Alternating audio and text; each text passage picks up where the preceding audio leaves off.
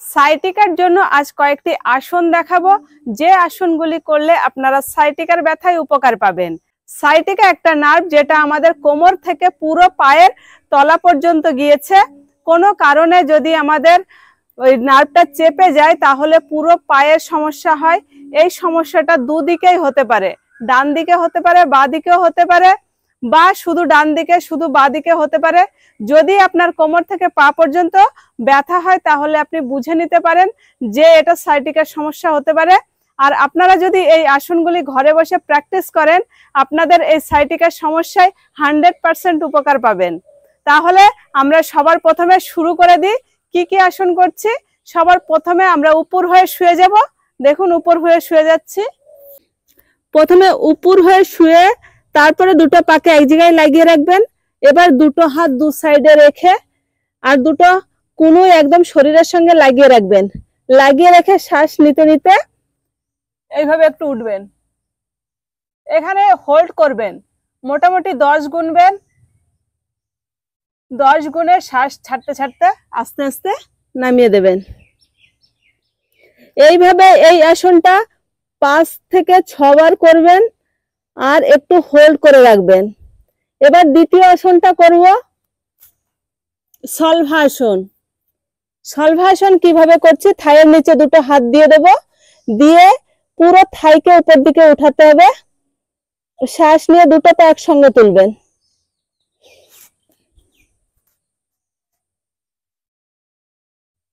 এখানে হোল্ড করবেন।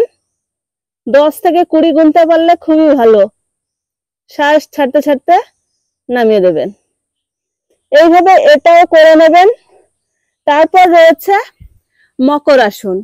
এটা খুব সহজ। দুটো হাত আপনি গালে দিয়ে দেবেন, দিয়ে দুটো কোনোই মাটিতে লাগিয়ে রাখবেন আর এইভাবে একটু হোল্ড করবেন। কোমরে প্রেসার দিয়ে একটু হোল্ড করবেন। এটাও সাইটিকার ব্যথায় আপনাকে অনেক উপকার করবে। এইভাবে এখানে আপনি 2-3 মিনিট থাকতে পারেন। এর পরের আসনটা রয়েছে পবন মুক্ত আসন। এই আসনটা করার জন্য আপনাকে পুরো এইভাবে চিত হয়ে শুয়ে যাবেন। শুয়ে কি করবেন?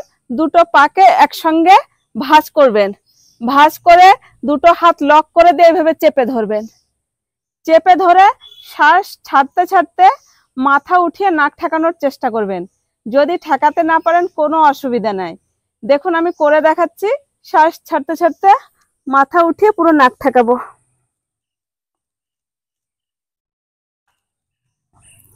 এইভাবে এখানে 10 থেকে 20 গুনবেন আর এই আসনটা 5 থেকে 6 বার করবেন। মোটামুটি 3 থেকে 5 বার অবশ্যই করবেন। তারপরের আসন রয়েছে সেতু বন্ধা আসন। এই আসনটা করার জন্য দুটো পা এইভাবে ভাঁজ করে কাছে নিয়ে আসবো আর দুটো হাত দিয়ে পায়ের গোড়ালি ধরে নেব।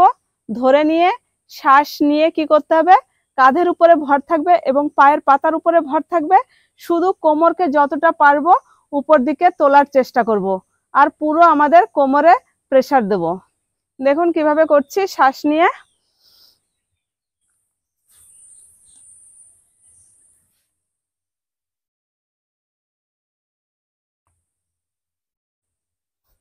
এখানেও আপনি 10 থেকে 20 গুনবেন, তারপর নামাবেন। এবার বজ্রাসনে বসে যেতে হবে। এটা করব আমরা বালাসন।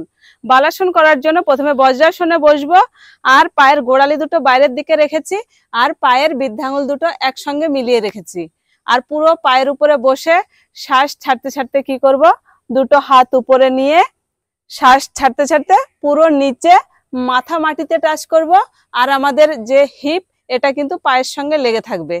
দেখুন কিভাবে করছি। শ্বাস নিতে নিতে উপরে, ছাড়তে ছাড়তে পুরো নিচে।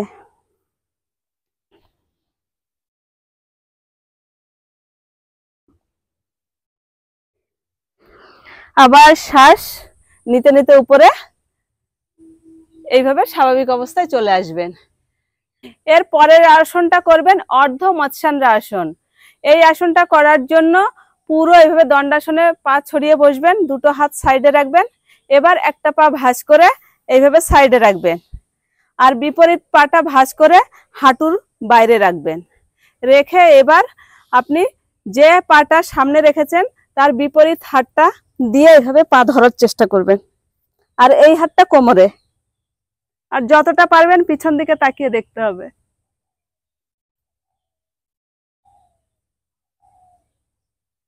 এখানেও 5 থেকে 10 গুনবেন, তারপর স্বাভাবিক অবস্থায় ফিরে আসবেন। ঠিক একই রকম ভাবে বিপরীত দিকেও করে নেব, দুদিকেই করে নেবেন।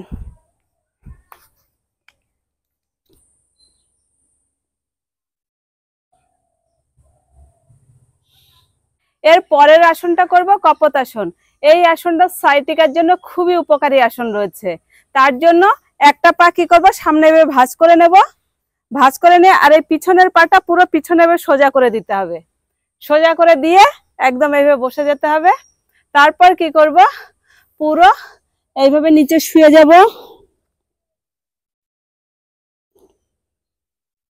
প্রতিটা আসন আপনি 5 থেকে 10 গুনবেন, বা যদি একটু বেশি গুনতে পারেন খুবই ভালো।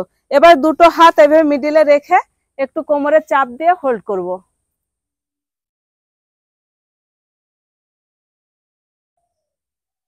এইভাবে আপনারা দু সাইডেই করে নেবেন।